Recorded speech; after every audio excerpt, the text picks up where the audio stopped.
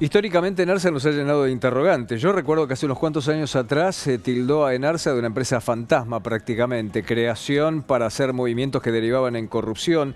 Alguien alguna vez me la definió como una empresa de energía que no tenía ni una gota de petróleo, que no hacía prospecciones tampoco. Pero ahora hay muchas más dudas sobre Enarsa y de hecho se van a pedir algunos informes.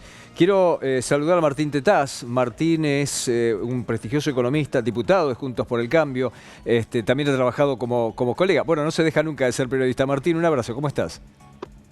Así es, buenas tardes, Pepe, ¿cómo te va? Bien, preocupado por esto de Enarsa. Yo que soy bastante más viejo, hace muchos años que vengo escuchando las dudas sobre Enarsa. Como decía, hace unos cuantos años atrás ya alguien me decía, esto es una empresa fantasma. Pero ahora hay mucho más dudas.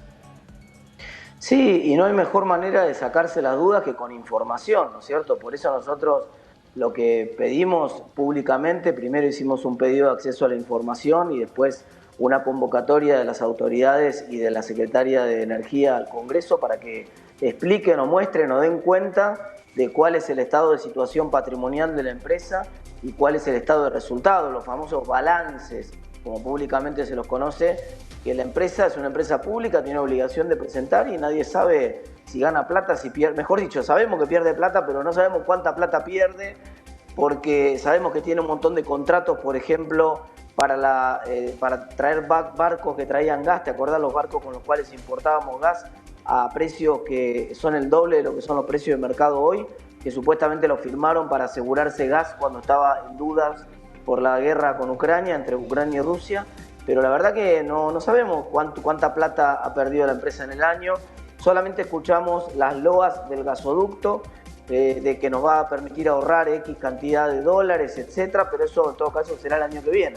La verdad que este año y el año pasado la empresa ha sido manejada con mucha displicencia y obviamente tienen que ser públicos los resultados y queremos conocerlos. El año que viene, siempre y cuando también haya un nivel de desarrollo técnico y de inversiones, sobre todo si se quiere contar con el flujo de gas necesario para nosotros, pero además para exportarlo, primero a la región y después a algún otro lado. Hace pocas horas atrás hablaba con Javier Iguacel y Iguacel, el ingeniero Iguacel me decía, sí, hará falta aproximadamente una inversión para todo esto y para que se logre un pleno desarrollo de hasta 20.000 millones de dólares al año. Y eso no va a ser fácil de conseguir en este marco.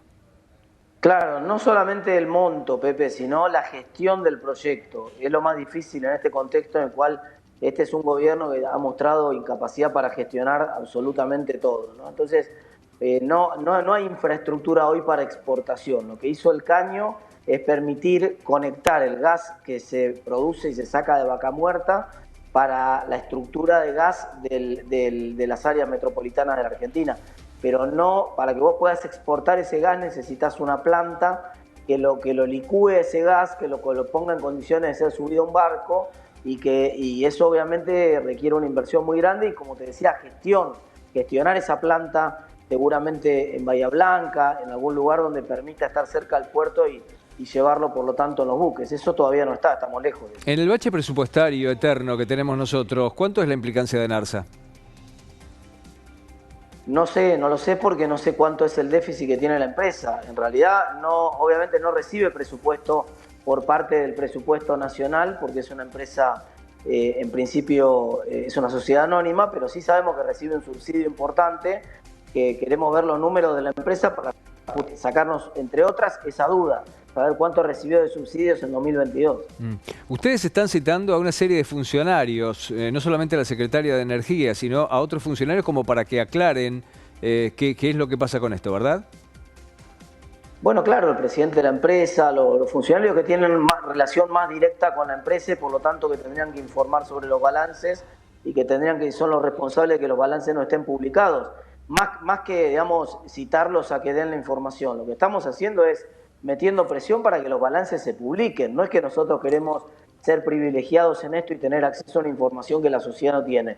Lo que queremos hacer es que la información esa sea pública para todos como corresponde. Sí, además que con dinero público no hay secretos, no debería haber secretos, ¿no? Esto es como cuando se gestionan algunas importaciones o cuando se hablaba de las vacunas, no hay cláusulas secretas.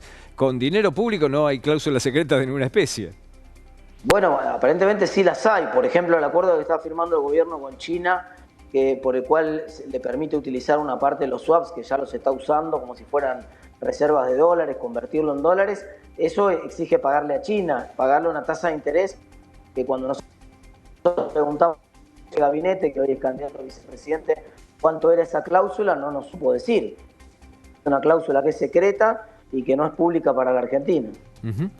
Cuando se quiere ir a buscar información en las páginas web del caso y demás, ¿con qué te encontrás? ¿Te encontrás con algo sustancial o simplemente que lo están rellenando con elementos accesorios? Mirá, si pudiera compartir la pantalla en este momento como se comparte cuando estás en otro Zoom, a veces se puede compartir la pantalla, te mostraría la pantalla que tengo abierta en mi computadora de la página web de ENARSA, ¿no? Energía Argentina en realidad, donde obviamente no figuran los balances. Uno se imagina que en cualquier página de una empresa, en uno de los principales ítems de la empresa tendría que estar el balance, la información transparente. Obviamente no está publicada, no encontrás nada, encontrás propaganda política del gobierno respecto a algunas obras que van inaugurando, pero muy poco respecto al manejo financiero. Martín, según tu mirada, ¿qué debería hacerse con ENARSA bajo el signo de una nueva administración política? Tiene que funcionar, en todo caso, si es que funciona de manera efectiva, pero sin recibir subsidios por parte del Estado Nacional. Es decir, hay que terminar con los subsidios a la energía en Argentina.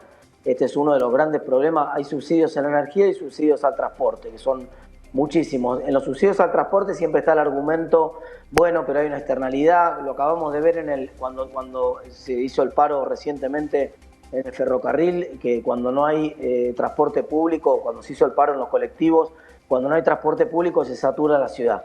Hay una externalidad en que haya transporte público, pero no hay ninguna externalidad en que la administración de la energía sea en cabeza del Estado o en cabeza de empresas del Estado, y ciertamente no hay ninguna excusa para que la plata de los argentinos, de los impuestos de todos los argentinos, vaya ahí.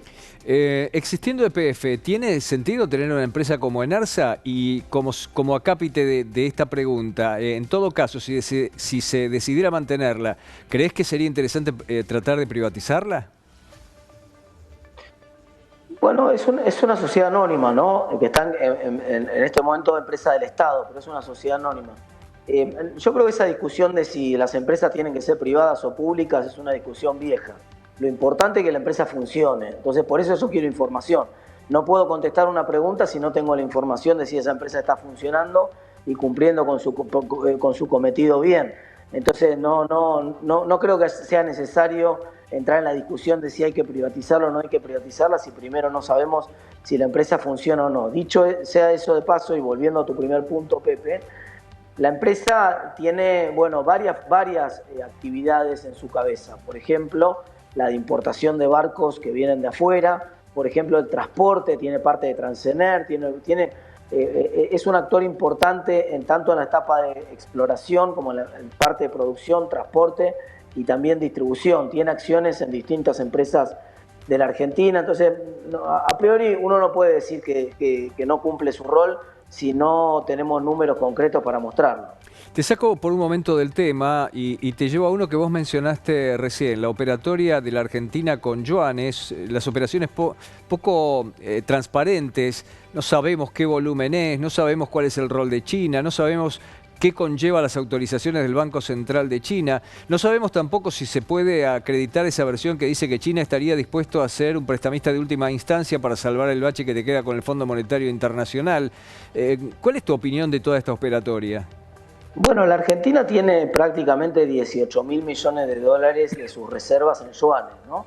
Que son el famoso swap que hizo la Argentina con China. Cuando vos haces un swap, para que lo entienda la gente, centralmente es un cambio de depósito. Los chinos depositan en un banco argentino 18.000 millones de dólares en yuanes y nosotros depositamos 18.000 millones de dólares en pesos en un banco chino, ¿no? Para que se entienda esto. Entonces, mientras nadie use la plata de nadie, no hay que pagar nada. Cuando vos empezás a usar los yuanes de los chinos, tenés que empezar a pagar. ¿Cuál es la novedad ahora? Argentina quiere usar hasta 10.000 millones de dólares de esos yuanes y podría querer usar 3.000 millones más si no, el fondo no le da la plata que necesita Argentina para cumplir con el propio fondo. Estos 3.000 millones de dólares de los cuales estamos hablando ahora. Desde el punto de vista cuantitativo, es perfectamente posible cubrirlo con los yuanes esos. Lo que pasa es que son más caros, es lo que nosotros tenemos información que no es pública, pero que la tenemos por ciertas fuentes que uno conserva de del trabajo periodístico, que Argentina está pagando más de 6% por el uso de esos yuanes.